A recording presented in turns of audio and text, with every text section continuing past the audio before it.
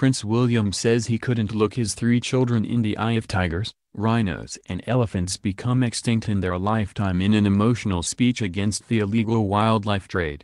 The Duke of Cambridge today made a passionate vow to help protect endangered wildlife, saying he would find it hard to look his children in the eye if tigers and elephants no longer existed in the wild.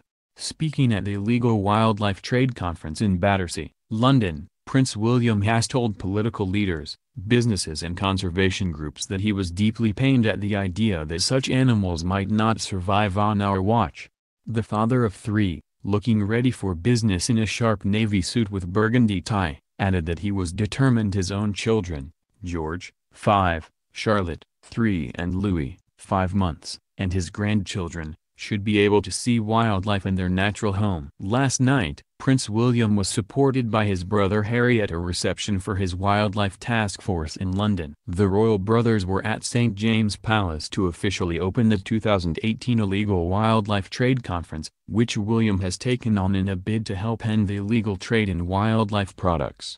Harry provided some light relief while mingling with guests, joking around and laughing as they introduced themselves. The pair are due at Princess Eugenie's wedding to Jack Brooksbank at St. George's Chapel in Windsor tomorrow. Making the keynote speech to the conference in London today, William said, "I feel it is my duty and our collective responsibility to leave our planet in a stronger position for our children. It's heartbreaking to think that by the time my children, George, Charlotte and Louis are in their 20s, elephants, rhinos and tigers might well be extinct in the wild.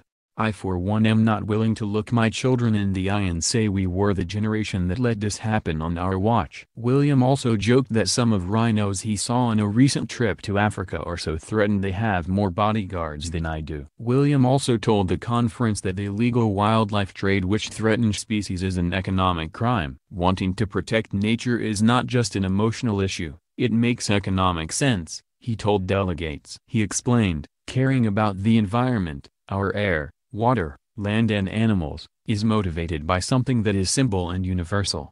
A desire to protect this planet for those who will come after us. I firmly believe that the natural world is our biggest and most important asset, and the key to our future prosperity. After making his speech, the Duke and Foreign Secretary Jeremy Hunt met representatives of organizations engaged in the fight against wildlife crime, including United for Wildlife, a charity which he convened and which is run by the Royal Foundation.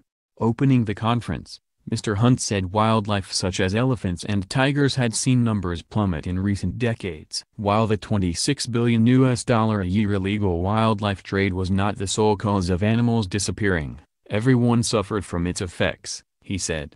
The criminal gangs who smuggle horns and tusks pose one of the greatest threats to the survival of wildlife. They target some of the poorest countries in the world, spreading corruption and depriving governments of desperately needed revenues that could be used for schools and hospitals. Action to enforce laws and prosecute smugglers could have an effect, he said, pointing to Nepal where no rhinos or tigers had been poached for 4 years. The UK has launched an initiative to help countries in Africa and Asia launch investigations and seize assets, he said. Domestic ivory sales have been banned. The UK is contributing to UN environmental funding and the aid budget is being used to help countries enforce laws and improve investigative skills.